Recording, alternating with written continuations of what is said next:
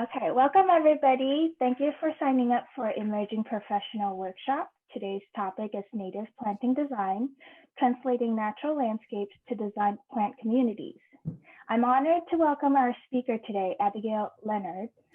Abigail is a lead planting designer at Phoenix Habitat, a landscape design and habitat restoration firm that specializes in native planting and sustainable land management. Abigail's work includes projects on all scales, from small residential gardens to large natural landscapes throughout the Willamette Valley. She works alongside a team of restoration practitioners to implement her designs using sustainable and ecological management strategies. Thank you for being here, Abigail, to share your planting design knowledge with us. For all attendees, please feel free to type in your questions throughout the presentation, and we'll answer them during our Q&A time at the end of the presentation. This workshop will also be recorded and available to revisit after the presentation. Thank you. And I'll hand over to Abigail now. Thank you, Anna. And I just wanted to thank Oregon ASLA and everyone here today for giving me the opportunity to be able to speak with you about native plants to the Pacific Northwest. I'm hoping that you'll be able to get two things out of this talk.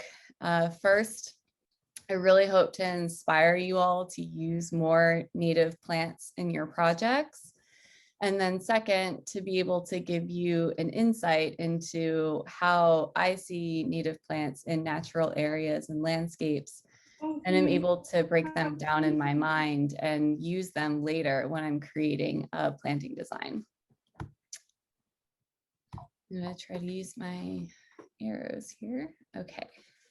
So the title, part of the title of this talk is to translate nature into design. And what that means is not creating a literal replication of nature, but being able to take the knowledge that we can gain from looking at natural plant communities and bringing that knowledge into a recreation into our planting designs. And in order to talk to you about how I do that, I'm going to focus on three things. How I learn plants in a landscape context. I like to step back and look at the entire plant and the conditions of where it's growing. I also have a certain number of ways that I prioritize plants in learning about them, and certain conditions that I use to choose them for my planting designs. And then I want to take these tools, these practical tools that I'm hoping you'll take with you, and show you a couple examples of how I look at certain landscapes and am able to dissect them and then be able to translate them into a planting community.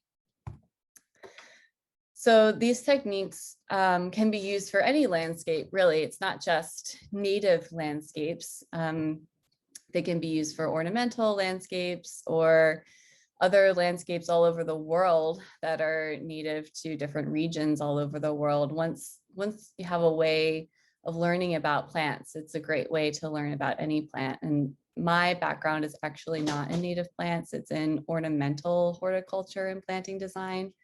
I was a professional gardener for about 8 years before I became a landscape designer.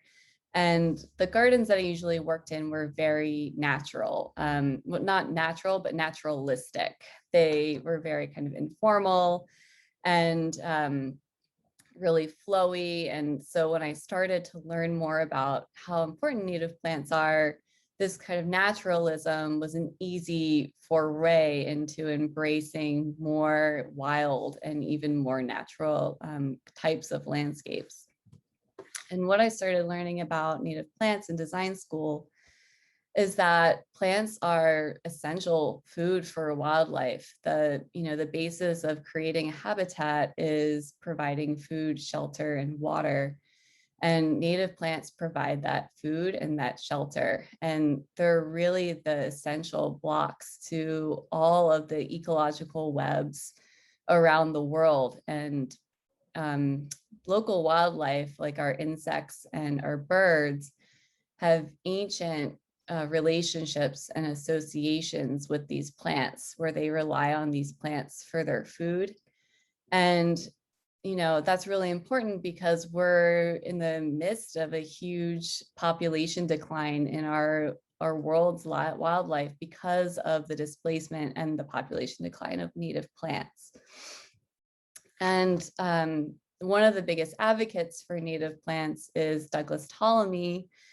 He's been talking for a long time about these associations and has been researching them and publishing them.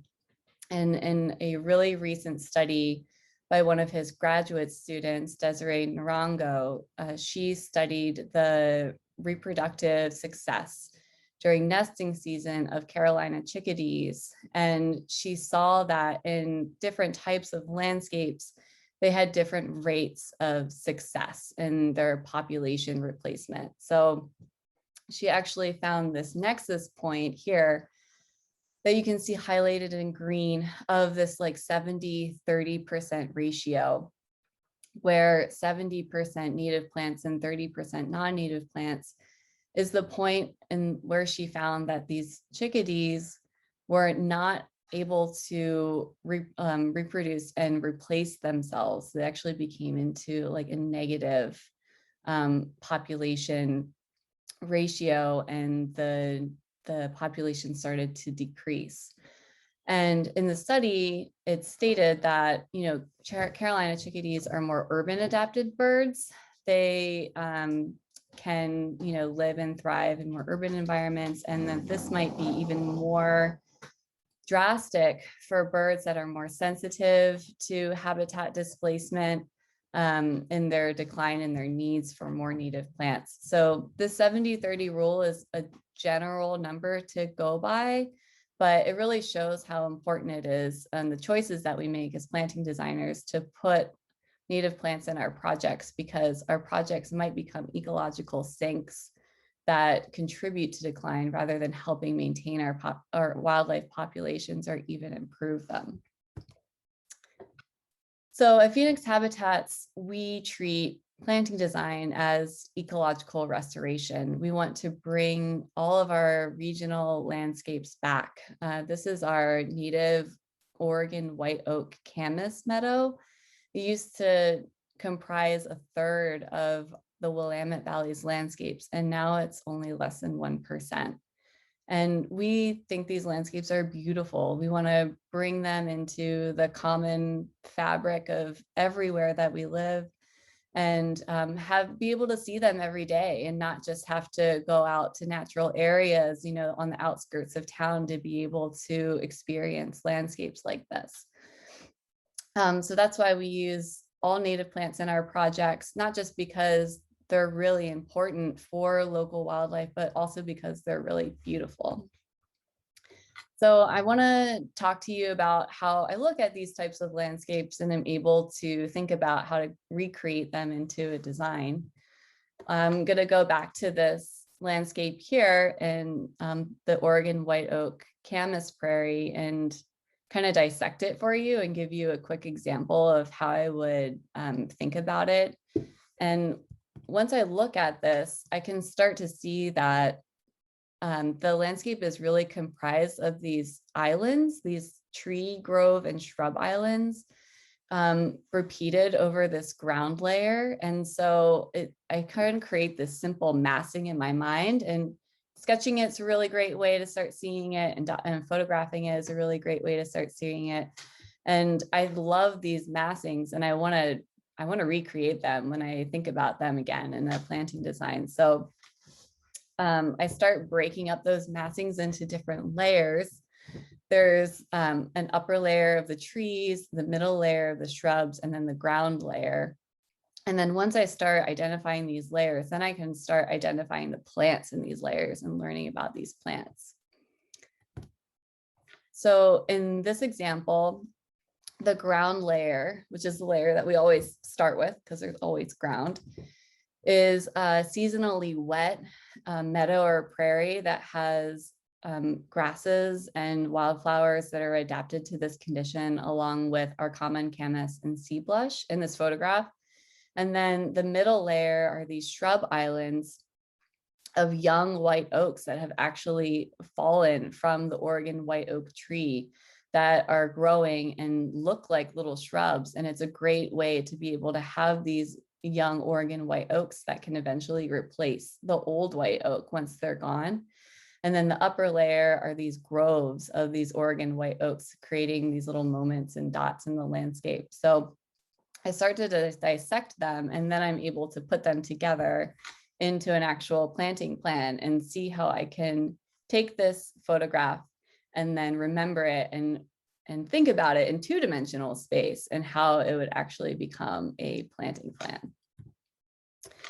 So in order to do what I just did, we have to take a step back and actually look at plants in their landscape context. And, you know, this is a way to learn about plants, but it's not my favorite way. When I look up plants online and I want to learn what to use, I see a lot of close-up images or thumbnails, which is great for some flower descriptions or leaf descriptions, but I'm not really getting a sense of how to use this plant in a landscape. And the table on the left is good for kind of gathering information about the plant, of where it can grow. But the best way to kind of learn where it can go really is by seeing it in person and stepping back and being able to take in the whole context of where this plant is growing and what it's growing with. And that way I have a lot better reference for how I can use this plant in a landscape design.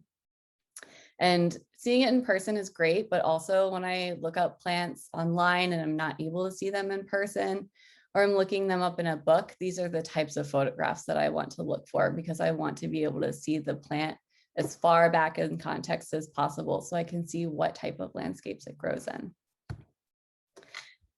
And a great thing also about seeing it in person and documenting native plants in natural landscapes is to be able to see it in lots of different ways and lots of different conditions. And this ocean spray, which I also showed in the last slide in a field of grasses, is growing here underneath the trunk of an Oregon white oak.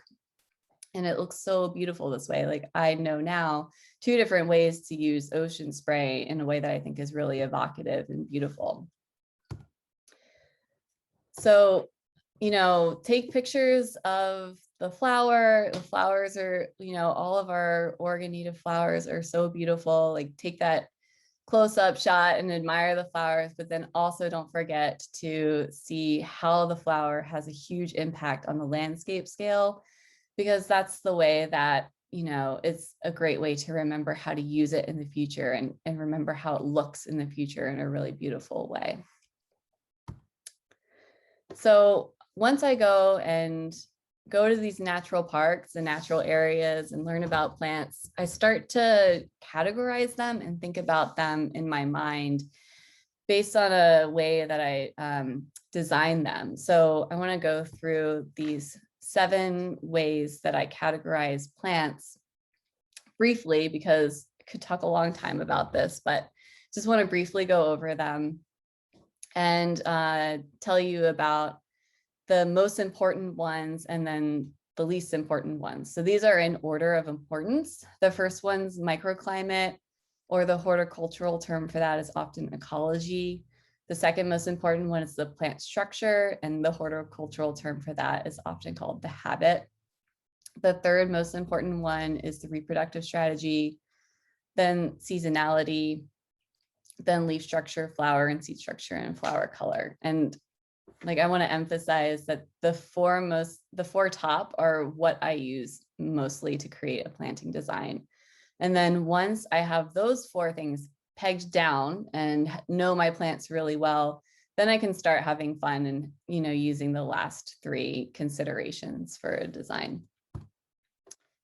So ecology, microclimate, it's not just where the plant is said to be growing, you know, in a book, but seeing it out on site is really helpful to see where this plant can grow and how you can use it in a planting design. So this example of thimbleberry is growing on the edge of a stand of Doug firs, and it's in part shade, it's down a hill where it might be a little more moist. So I'm starting to think about, you know, all of these conditions that it's growing in and that I could use it for planting design with a forest edge. And then I also see thimbleberry growing out in a sunny open field that's windy and dry and a bed of grasses. And now I know 2 different ways that thimbleberry can grow and 2 different ways that I can use it in a planting design. And I want to really emphasize how important microclimate is, because plants are adaptive. They can change how they grow, and they can adapt to various different types of conditions. Not all plants can. Some are more sensitive, and other ones are really versatile and can adapt to a lot of different ranges of conditions. This is red elderberry. It's growing in the sun on a riparian edge with red twig dogwood, and it's super bushy and full and large. And it's also one of the only elderberries that's shade tolerant. And this is it growing in full shade in Forest Park. So it's completely changed its structure. It's really airy and light. You can see through it. It's flowering a little bit, but it's not going to have the same amount of berries that it did in full sun. And it's adaptive. I know that I can use it in full sun or in full shade. So it's really good to pay attention when IDing plants of all the different types of conditions that they can grow in. So plant structure, I kind of briefly talked about that with the red elderberry, but plant structure is the second most important thing that I start using to actually create a planting design. And like the first example, I broke down how it's into the upper and middle and ground layer. It's in really 3 simple layers to start massing plants and moving them around and thinking about how they contribute to these 3 different layers. And here's some examples of different types of plant structures and the type of experience or kind of moment that they can create in a landscape on their various layers. I'm not going to go into each one too detailed, but there's a lot of different types of structures and a lot of different ways to be able to use them in a design. And it's really important for me to emphasize that a plant structure is not the flower or the leaf, it's the entire plant. It's the whole form of the plant. And lots of different plants have the same structure. And I wanted to give an example here of 2 ground layer plants. The 2 on the left, the 2 on the left are upright. So they have hard stalks with leaves all the way up the stalks. And the leaves and the flower structure are totally different, but they're both upright plants. They're both contributing in the same way with their structure. And then in the example on the right, the basal leaf plants also are contributing in the same way. They have leaves that are low to the ground. They can cover the ground underneath the upright plants, and then they have stalks that rise up above with their flowers. So you usually only see the flowers through all the different massing of plants that are on top of these basal leaves, but they have totally different flowers and totally different leaves. So it's really important to think about the overall structure of the plant first. Because when you're building a planting plan, you're layering all these structures on top of each other. So this is really important for building a matrix planting design where the plants are arranged in vertical layers, all stacked up on top of each other. There's many different types of plants in a very small amount of space. And so knowing their structure is going to be able to, give me the license to be able to use those different structures to create my different layers. And then these are how plants are actually arranged in a natural planting community. They're all on top of each other. And this is different than a block planting design where plants are arranged next to each other horizontally. And this is honestly a little bit harder for me to design with, because if a plant is dormant, it's going to create a hole in the landscape that I have to make sure that there's other seasonal interesting things around it in order to not notice that hole. Versus in a matrix planting plan, I can layer everything on top of each other. And if one thing's dormant, then I know that another plant is underneath it and able to take its place visually. So the third most important thing is reproductive strategy, because plants move around, they grow and they operate and they change over time. They're not static and don't stay in the same place. Like that's not what they intend to do, to be able to spread around. And plants grow in two different ways, primarily. Plants can grow both. They can grow vegetatively and by seed. But for plants that are predominantly vegetative spreaders, like they really aggressively spread vegetatively, they really need to have a lot of room and be translated as a mass, like a big chunk that's able to colonize and spread. And this is the best way to be able to give the plant the room that it needs to grow, because this is the natural way that it wants to grow. Versus if a plant spreads by seed, it can more easily fit into smaller spaces and adapt. And I like to add these plants last to my planting designs, because I know that I can sprinkle them in between the masses and they can filter in all the small places. So plants will grow primarily vegetatively or by seed. And it's really helpful for me to know that in order to think about my planting plan and what I want to make my masses with versus my drifts. And the fourth most important thing is seasonality.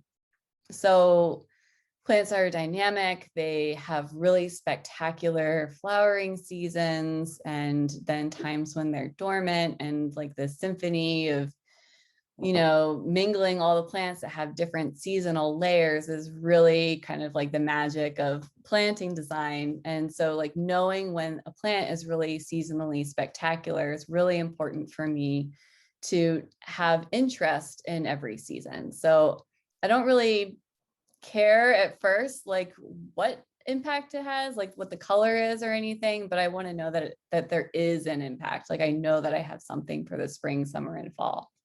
And I know what the landscape's going to look like in each season. So this is our native camas prairie now, and then this is the native camas prairie in early summer when the camas has gone dormant into seed. You can barely see it. It's these little specks of seed pods in the grasses. I think this is really beautiful, but I also have to know that the camas is going to disappear and go away in the summer, and what's going to replace it? Is it going to be grasses, or do I want summer flowers? Or, it's learning how the landscape changes over time. And then it's also learning how to embrace our regional seasons. Our Willamette Valley climate is very dry in the summer. It gets very tawny, and the grasses start to take over in the fall, and kind of embracing that and knowing that that's what our native plants do is how I'm able to more intentionally create a planting design that takes advantage of this time of year and these dry grasses, and adding flowers that will offset them really nicely. So once I have those first four most important aspects done, then I can get into some of the more like aesthetic parts, I think, of planting design and creating interesting compositions with the characteristics of the plant. So with leaf structure, that's most simply broken down into like broader fine leaves. The leaves can either be fine and really kind of speckle the landscape, and then broad leaves are really nice to create punctures in that landscape and create compositions that your eye can move around. And this is really helpful in woodland garden designs because the main flowering season is in the spring, and the flowers are going to disappear and we'll have the leaves for the rest of the year. So it's really important to be able to have different diverse leaf structures to have a really interesting woodland planting design. And then flower and seed structure also is really fun to play with. These are all terms that I borrowed from Pete Udolph's book, Designing with Plants, which is one of my favorite design books. And he's, really he's like the leader in plant structure design, and he loves to choose flowers that retain their structure as they go to seed and create really beautiful winter landscapes with. So These are a few examples of different flowers and their structure, and I wanted to give an example out in nature of different flower structures and how they're creating a really beautiful moment in a natural landscape. So in the back, we have our California brome grass that's creating this misty screen, and our common camas spires that are coming up through the screen. And then the Western buttercup daisies are kind of speckled and filtered in. And this is not a design, this is completely natural landscape, but it's really great to take, you know, these moments and think about how to use them in a planting plan. And then the final and last thing that I think about is the flower and seed color. The reason why I think about this last is because the most important thing for me to know is that a planting plan is going to be successful. And in order for a planting plan to be successful, I need to know that it's in the right ecology and climate that it's adapted to, and that I know that it's going to grow and change over time in the way that I want it to. And so that's why I think about this last, and it's kind of freeing to not have to worry about the flower color at first. And then I can think about it later on and consider that once I have my plants chosen. So these are two examples of plants that have been found in the wild and documented, and they're beautiful color combinations together that I'm going to remember and take back with me into the studio and use again, because not only do I know they look good together, but they grow well together. And I know that they're adapted to the same conditions. So a cue from nature that I like to take when thinking about flower color is to keep it simple and only use 2 or 3 colors. And that way the landscape is calm, it's serene, it's very immersive that way. And it's easier to think about only coordinating 2 or 3 colors for each season. And then, you know, just leaving it at that and repeating those colors over and over again, or repeating the forms over and over again, is something that does in nature. And it's also a way to create a really immersive landscape where you feel like you're just in this, you know, beautiful field of all of these flowers together.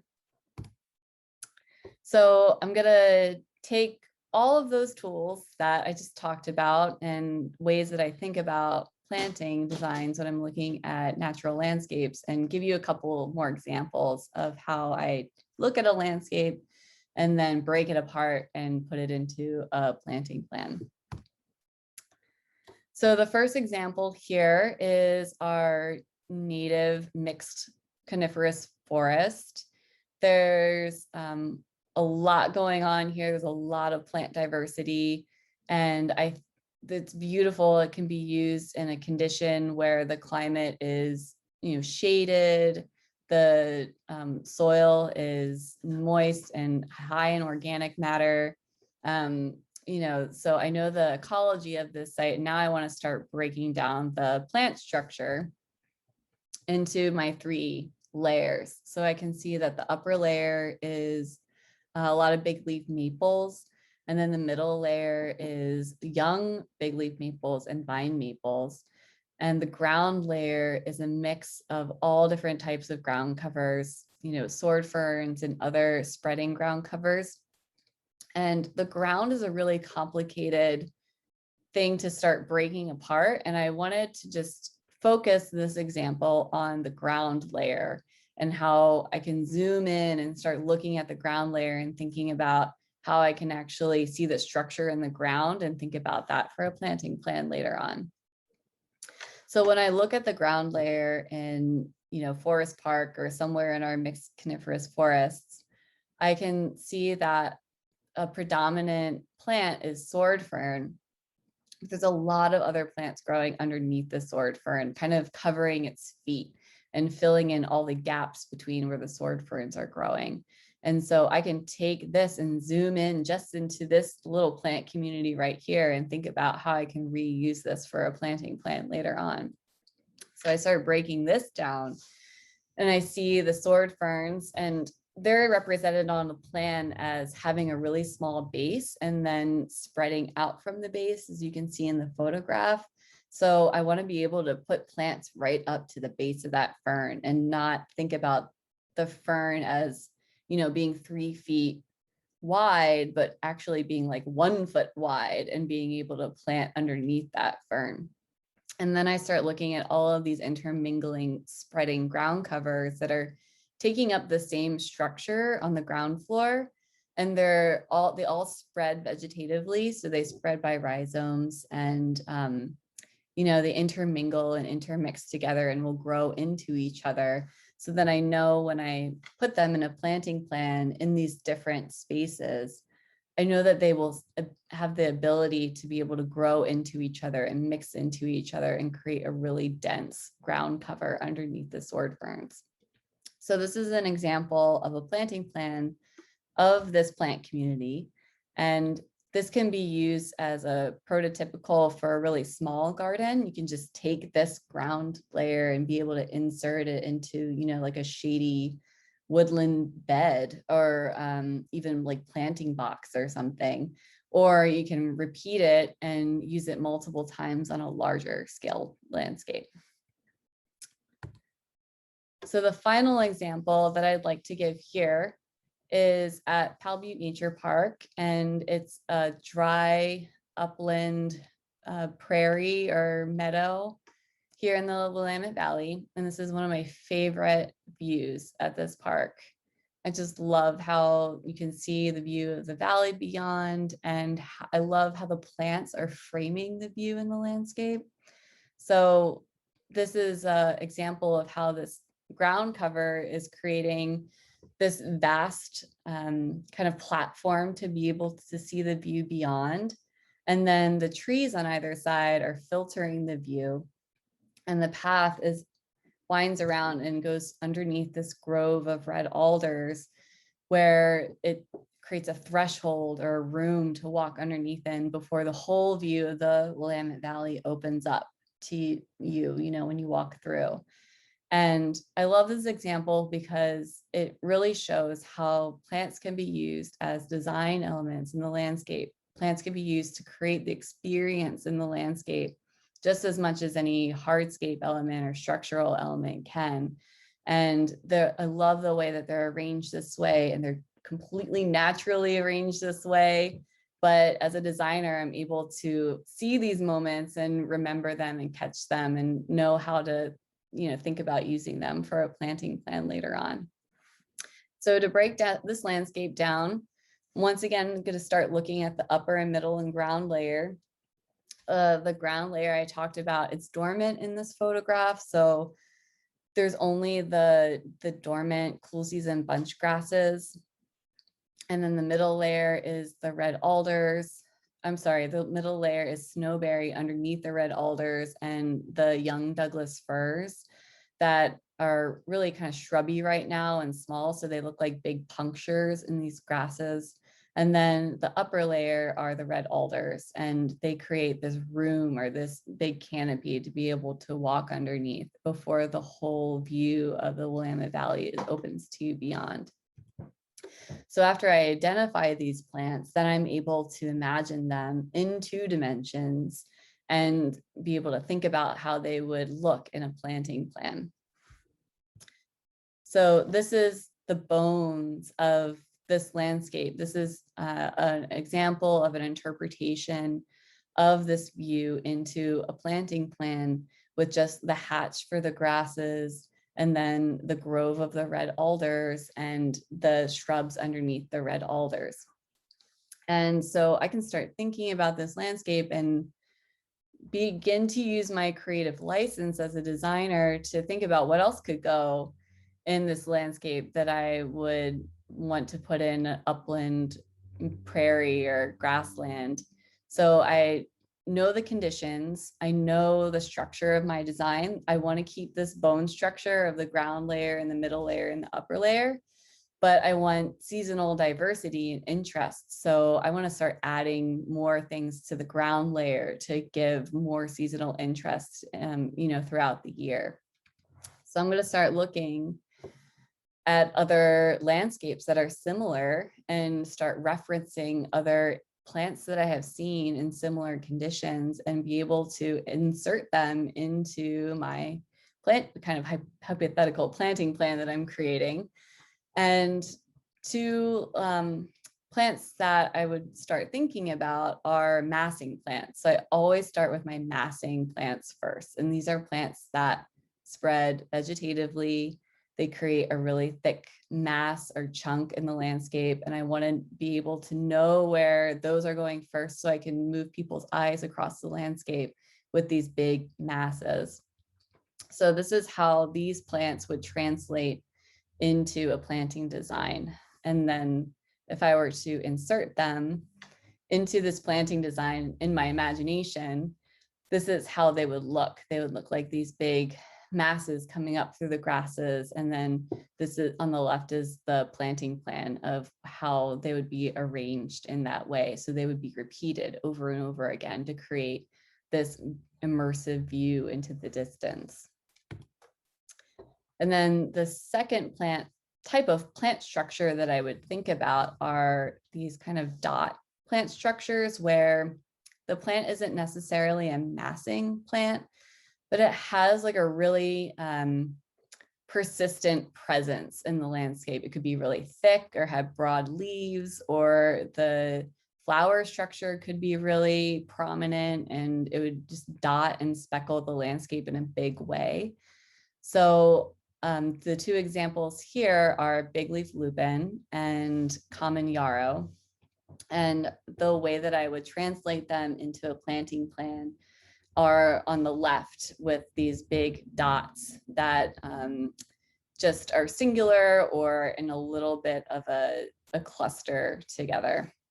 And if I'm going to insert them next into my planting plan, they can be sort of random, but definitely repeated over and over again. And they're just intermingling with the big masses that I put into my landscape first. And then finally, I have my seeds. I love designing plants that spread well by seed because they really easily reproduce and, can not take over a site, but fill in all the empty gaps and all the other different layers.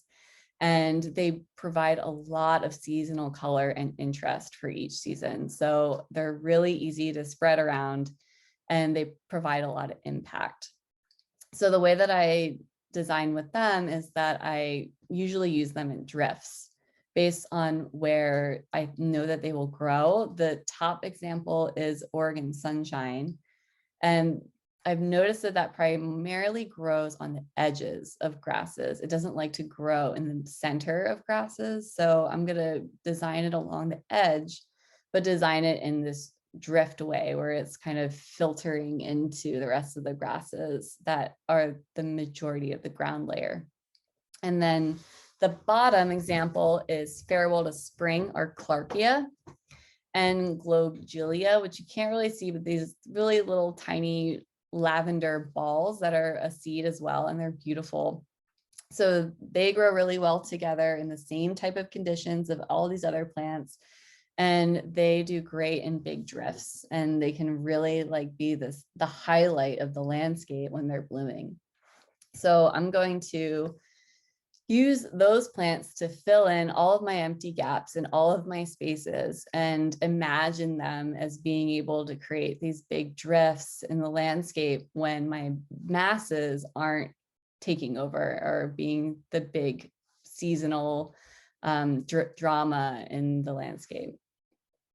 So now I know how to create a planting plan creatively by starting with the bones of a landscape that I was really inspired by, and then thinking about plants that grow in similar conditions, and then starting to layer them in based on the type of structure that they have, the type of reproductive strategy that they have, and the type of seasonal layer that they have.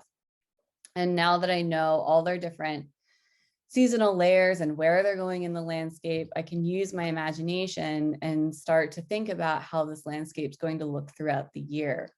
And I already know what it looks like in winter. I took the picture in winter, This is the bones of the landscape, like the sketch that I did of the bones.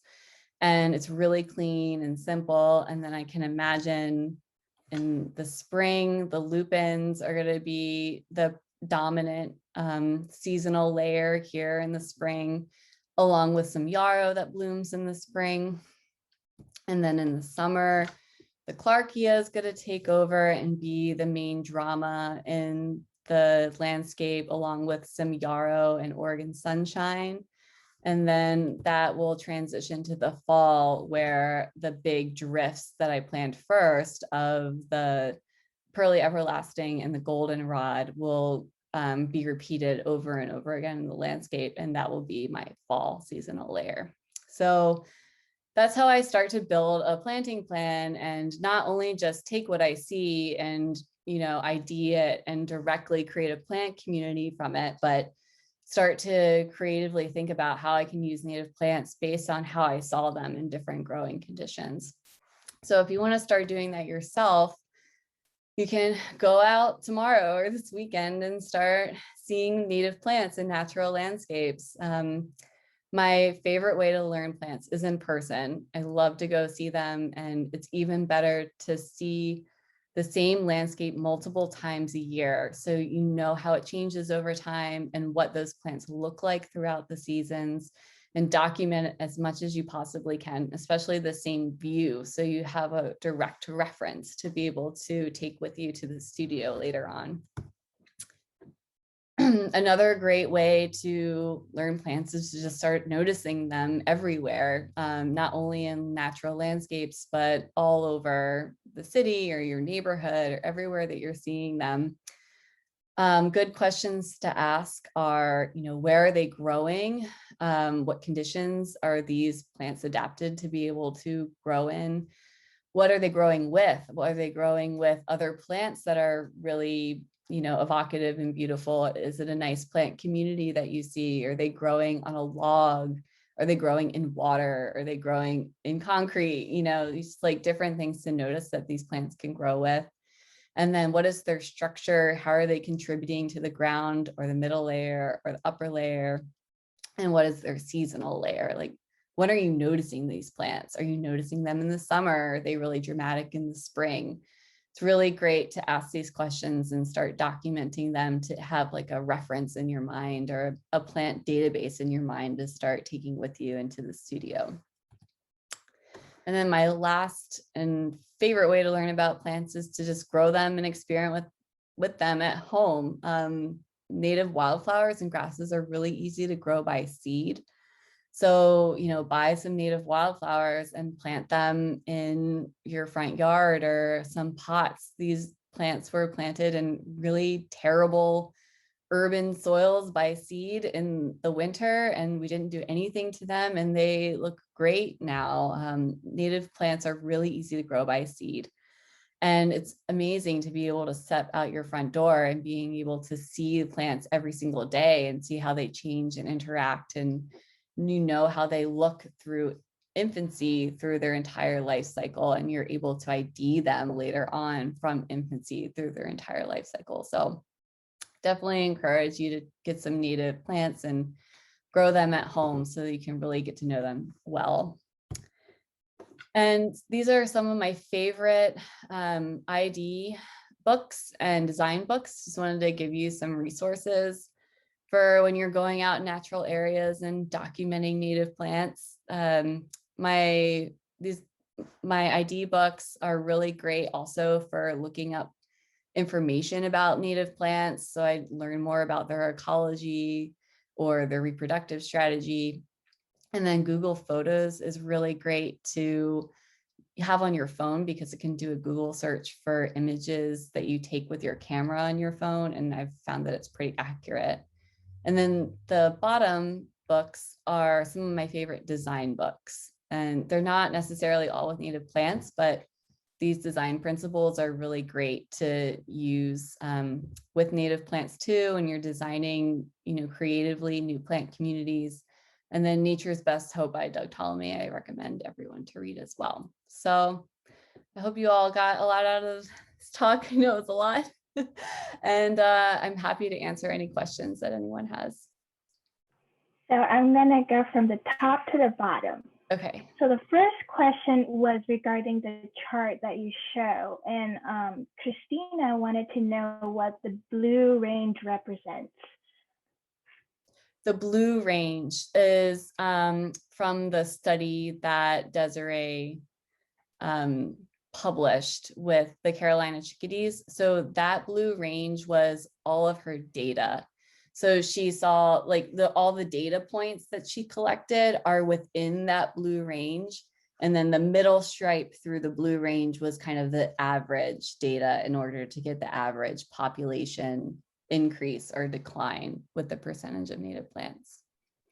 If you, if you look up, if you Google Carolina chickadee study and Doug Ptolemy, it's like one of the first studies that comes up. So it's pretty easy to access.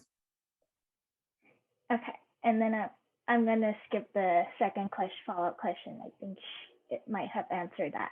Okay. And then Anne said she loves that the landscape gets tawny. That's so true. That's a comment. Okay. And then Nancy has a question. She said, I appreciate the distinctive approach. Thank you. How deep do you think into the ground layer plant communities, and how do you address post-installation maintenance? How do I think about the ground layer plant communities and installation and maintenance? So yeah, so the ground layer is really complicated, and it's its own kind of structural layer on its own, like you saw in the first example. And how I think about the ground layer is by zooming in a little bit and seeing examples of plant communities on the ground that are growing together really well, like the sword fern and all of those ground covers underneath of it. And I'll see like different snippets of ground communities together and kind of document those maybe 3 or 4 plants that grow really well and have them as a reference to repeat later on. And the best way to think about the ground layer is the structure, like laying the structure of the plants together. They have, really spreading, covering the ground's really important. And this is also really important for installation and maintenance, because covering the ground is like the most important thing in order to make maintenance easy later on. So really want to prioritize vegetative spreading plants that will grow rhizomatously and cover the ground quickly. And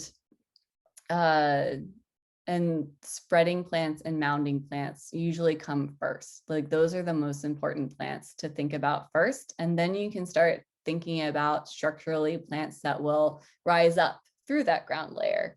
So it's helpful to start to think about the first thing on the ground, the lowest part, and then the layers on top of that. And I believe she has a follow-up question about the maintenance after installation. Yeah, so thinking about how they reproduce is how I think about maintenance. When I think about a plant and how it really aggressively spreads, then I know if I can put that plant in, it'll cover the ground. That plant will take the place of any weeds that I don't want there. It will it'll aggressively spread, and that's like the most important thing for maintenance, is to cover the ground really quickly. And a way to do that is to get really aggressive vegetative spreaders in your planting plans that will quickly cover the ground, and then also getting plants that grow really well by seed. And a lot of times in my planting plans, the ground, like the very base layer that I start with, like the hatch, is often is the seed mix. It's like a wildflower and grass seed mix, because I know that will germinate and cover the ground really quickly and fill in between all the other plants and make the maintenance and the installation a lot easier. So So yeah, maintenance is really important. And I think that the most important thing about it is to cover the ground, or else nature will try to do it for you. And you don't want nature to put in plants in that you don't want, because it's a lot of work to remove them. So the next question is from Audrey. She said, wow, thanks so much, Abigail. I am curious if you take our warming climate into account when planting landscapes. Have you started using plants from further south to facilitate migration? Yes, that's a really great question. And that's something that we are thinking about all the time, is that our Pacific Northwest climate is getting drier and warmer, and plants that have adapted to Northern California are definitely moving their way up. And the restoration field is considering that. We're kind of in this like internal dialogue, or kind of like conflict about, oh, we want to be able to maintain our Pacific Northwest plants and save them and grow them, but we also want to accept that climate change is happening and more warm adapted plants are coming up. So I think a good way to facilitate that and think about that is, yes, to embrace Southern Oregon or maybe Northern California plants in your planting designs, and maybe use them in projects that have harsher conditions that you know are going to be a lot more dry and hot. And then for your projects that might have nicer conditions where, it'll stay cooler or wet or more moist, like keep using our Pacific Northwest natives so they can keep growing and have places to grow, but make sure the condition is good for them. And since we're a restoration firm, we only plant during the rainy season, during the fall. So we have a lot of natural irrigation that gets our plants established throughout the entire winter season. And then the plants are much more adapted to be able to, tolerate the dry summers. But I think as landscape architects, our mission is for just general regional design is to be able to think about how we can create spaces that are more habitable for our native plants by maybe collecting all the rainwater that we get all winter and being able to supplementally irrigate plants during our drier springs so they're able to adapt to these hotter summers that we're having. It's a really complicated issue, and it's a good question. Yes, indeed. And then Jane has another question. She said she loves your sketches and the separation of upper, middle, and ground. And she is curious if you write a maintenance plan for clients or if you just intend to let the plant fight it out. They can duke it out.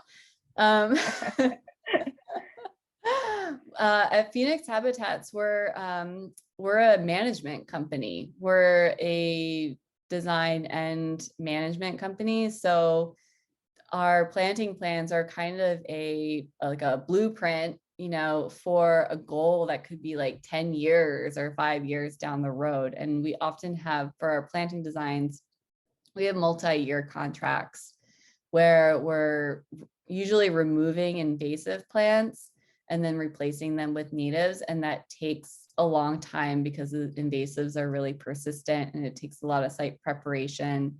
And then also establishment of these native plants over time. So it's usually the opposite for us.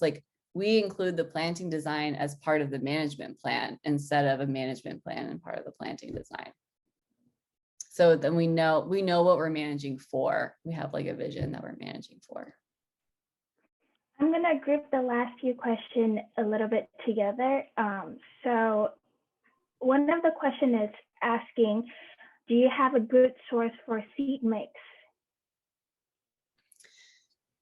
Yeah, we like getting our seed mixes from a couple different places. Heritage Seedlings is really great, and they have a restoration expert that works with them that knows the plants really well and has actually written a lot of good resources on how to restore our native prairies. So highly recommend going on their website because they have a lot of good information on there, as well as seeds that you can order. We also like PT lawn seed that has native mixes of plants, and Silver Falls seed. And then last question, since it's hitting 12:59. So Christine asks, a lot of our projects are very contemporary with small and linear planting areas. What is your advice about designing an urban area with little space and still get to impact with natives? It always feels like there is not enough room for much diversity, but that is the beauty of these native plant landscapes. That's a really great question. I'm happy that's the last question. Yeah, landscape architects, we're designing a lot of urban, tiny little planting areas, and doing vertical layering in the matrix planting design is a really great way to get as most diversity as possible into those little areas. And I think that planting a lot of things by seed, or that grow really well by seed, is a great way to get urban adaptive plants in, because a lot of our native wildflowers and annuals are adapted to really harsh conditions. They're like the first plants that show up after a disturbance. So getting a lot of seed in, and like starting with a ground layer, starting with like a spreading ground layer, whether that's grasses or like a sun adapted or shade adapted ground layer, and then getting a lot of seeds in there is a really great way to have a lot of diversity into like a small space.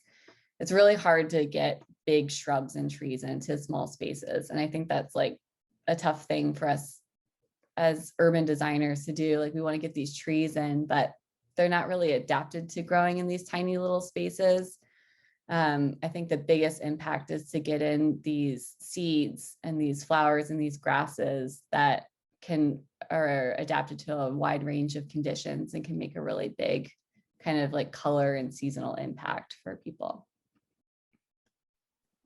Well, thank you so much, Abigail. I think this is a very informative presentation.